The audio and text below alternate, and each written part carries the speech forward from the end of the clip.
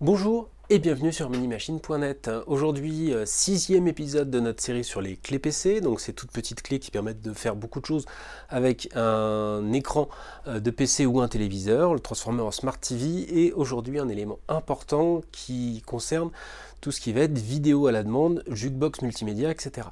Un épisode un peu vaste qu'on pourra détailler plus tard si vous avez des questions. Je vais essayer d'aborder pas mal de choses et on va tout de suite regarder le dispositif que j'ai. Donc toujours la même clé, j'ai simplement rajouté ici un petit câble adaptateur pour pouvoir brancher une petite clé USB. Donc c'est une clé USB classique qui est branchée sur l'appareil et l'appareil est lui-même branché sur un écran. Donc voilà, ça donne ceci. Et là j'ai une foule d'options disponibles par rapport à cet usage de vidéo à la demande.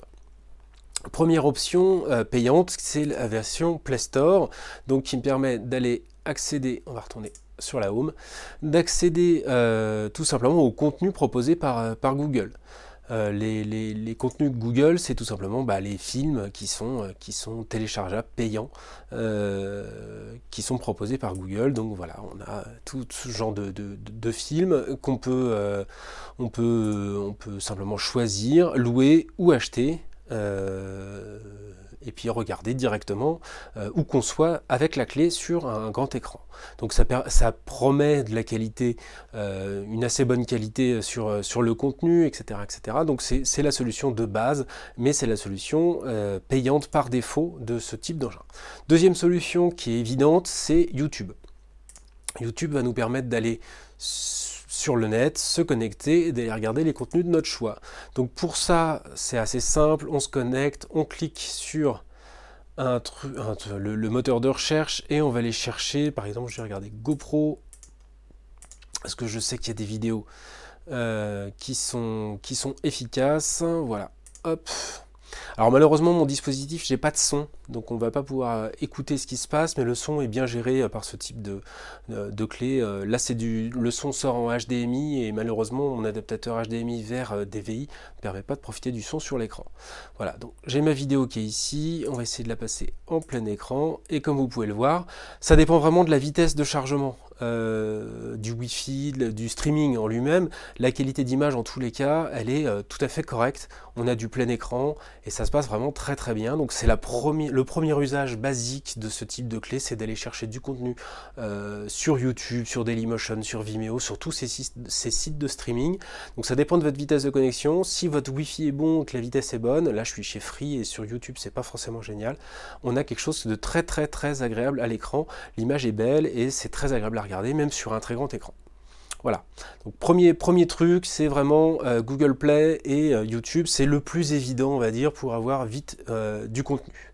Mais il y a plein d'autres usages qui dépendent un petit peu de ce que vous avez avec vous, et notamment si vous êtes chez vous ou pas. Si vous êtes chez vous, vous avez la possibilité d'utiliser le UPnP. Alors le UPnP, c'est quoi? C'est la possibilité d'aller chercher du contenu que vous allez streamer depuis un autre disque dur situé sur une autre machine de chez vous. Donc typiquement un NAS, un PC, n'importe quelle autre machine sur votre réseau Wi-Fi va pouvoir communiquer les données qu'elle a stockées en interne, il faut qu'elle soit allumée évidemment, jusqu'à la clé, et la clé va juste se charger de les décoder et de les afficher sur l'écran. Alors ça tout de suite. Donc ici j'ai un petit programme gratuit qui s'appelle Bubble UPnP, je vous mettrai le lien. Bubble UPnP, c'est vraiment le b.a.-ba, ça marche très très bien. C'est un petit player qui va vous permettre de lire des images, des MP3, enfin de la musique compressée et des films sur votre réseau. Donc typiquement sur la machine, j'ai rien de lancé, j'ai plusieurs onglets en bas, plusieurs petits systèmes de navigation. Je vais cliquer sur librairie et là j'ai tous les différents contenus qu'il y a sur mon réseau. Je vais aller sur vidéo, je fouille, et là j'ai énormément de trucs qui apparaissent, c'est tout ce qu'il y a sur mon réseau, et donc je vais lancer ici un trailer de Prometheus, donc le film. C'est un trailer qui est en 1080p, et je choisis ensuite quel player va me servir à le lire. Alors moi j'en ai installé plein, a priori c'est beaucoup plus simple par défaut. Je pourrais utiliser celui d'Arco, c'est MX Player, V-Player, il y en a plusieurs. Le lecteur par défaut, je vais utiliser MX Player. Je le lance, et là donc on recommence. Le contenu est stocké sur un disque loin de cette machine qui est sur mon réseau Wi-Fi, il est juste streamé, donc envoyé jusqu'à la clé, et la clé est en charge de le décoder. Et donc ce contenu-là est stocké ailleurs. Moi j'ai une clé qui fait absolument pas de bruit dans mon salon par exemple, sur mon réseau Wi-Fi, et je peux afficher une image en 1080p qui s'affiche très très bien sur l'écran, avec le son qui sera géré, etc. etc. Donc ça c'est l'usage vraiment peut-être le plus sympa, une machine qui fait zéro bruit, et qui vous permet d'afficher une image 1080p sur votre écran sans broncher. Alors ça dépend des films, ça dépend des encodages, ça dépend des trucs. On va dire que tout ce qui va être standard sur le marché en film, depuis un caméscope, un appareil photo numérique, etc., tout ça, ça va fonctionner sans aucun souci. Après, si vous faites des encodages vous-même avec un Blu-ray en très très haute qualité, il pourrait y avoir des ralentissements. Ici, l'image est très belle. C'est le trailer directement issu du site d'Apple. Voilà, c'est tout à fait regardable, c'est très très agréable, il n'y a vraiment pas de souci. Donc voilà, UPnP, c'est vraiment la fonction, on va dire, la plus sympa sur cet engin, parce qu'elle allie beaucoup d'avantages, notamment une gestion sans aucun bruit du contenu. Voilà. Il y a plein d'autres usages encore. Donc UPnP, je vais fermer, j'ai beaucoup de trucs ouverts, donc je vais en fermer quelques-uns. Hop. Voilà. Et donc on a vu Google Play Store, YouTube, UPnP, évidemment on a d'autres solutions encore, on a le direct, la VOD en direct, et là alors il y a plein de programmes qui existent, là j'utilisais Canal Touch, qui est l'application qui permet d'accéder au contenu de Canal+, donc pour la VOD c'est un bon exemple. J'ai du live, alors il faut être abonné Canal+, je ne le suis pas, donc j'ai le droit à l'édition du soir qui me permet d'accéder, voilà, sur iTélé. On réessaye, ça me fait ça à chaque fois, je ne sais pas pourquoi. Et ça me permet d'accéder donc à iTélé en direct et j'arrive sur du contenu. Alors là, j'ai pas de son, hein, encore une fois, mais ça marche avec du son et ça marche plutôt bien sur la machine. Donc voilà, très, très classique. Et j'ai un onglet ici à la demande et qui va me permettre d'accéder à tout le contenu de Canal, gratuit et payant. Donc le cinéma, les séries, etc. Donc ça c'est vraiment de la VOD pure et dure. Ça paraît pas très utile a priori comme ça chez soi, mais en fait si vous êtes en déplacement, ce type de clé prend pas de place du tout et vous allez pouvoir le brancher dans votre hôtel à l'autre bout de la planète et accéder à des contenus en français. Donc c'est plutôt pas mal. Donc le contenu gratuit, le cinéma, les séries, tout ça c'est accessible, évidemment il faut être abonné pour pouvoir utiliser tout ça. Donc ça fonctionne vraiment sans problème. Là j'ai le zapping, donc je peux lancer le zapping, hop, zapping de la semaine, on va voir ce que ça donne. Donc ça fait déjà un éventail assez large d'utilisation. Vous voyez, c'est relativement rapide, hein, il n'y a pas de souci. Donc je ne vais pas aller plus loin parce que je ne sais pas ce qu'il y a dans le zapping, malheureusement des fois c'est un peu hardcore. Voilà, j'arrête ça, on va le fermer d'ailleurs, il est là, hop. Donc une fonction supplémentaire et évidemment le dernier point utile, c'est tout simplement en branchant donc la fameuse clé qu'on a vue tout à l'heure, la petite clé ici, hop, directement sur la clé. Ça pourrait être un disque dur externe, là j'ai mis une petite clé USB, ça fait pas de bruit. Et donc avec ce type de dispositif, sur un disque dur externe, on va pouvoir lire directement ce qu'il y a sur la clé. C'est ce qu'on va faire tout de suite avec un petit gestionnaire de fichiers qui s'appelle Astro, qui est très connu, qui marche très bien. Et donc Astro me permet d'accéder à tout ce qu'il y a sur mon réseau local, etc., Dropbox, Facebook, tout ça, et aussi ce qu'il y a sur ma clé. Et donc là j'ai des fichiers, j'ai mis pas mal de choses, et ces fichiers je vais les lire directement avec un player qui est installé sur ma clé.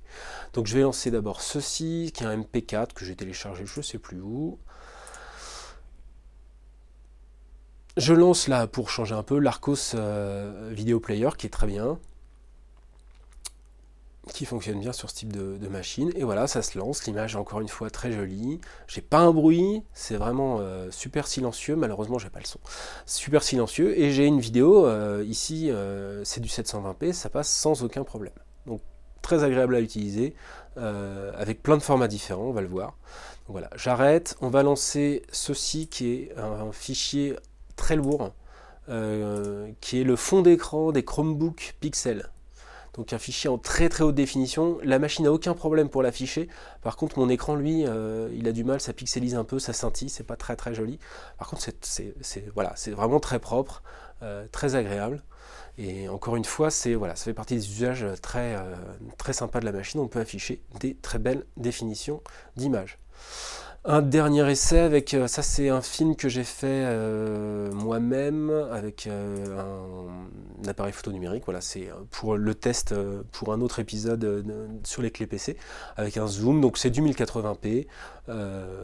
Encore une fois, c'est très propre. Donc ça pourrait être un film de vacances. Là, c'est pas vraiment un film de vacances, mais ça pourrait être un film de vacances que vous avez shooté avec votre appareil photo numérique. Et voilà ce que ça peut donner à l'écran. Vous branchez un lecteur de carte SDHC sur la clé PC et vous pouvez directement regarder sur un grand écran tout ce qu'il y a sur votre clé et c'est plutôt sympa.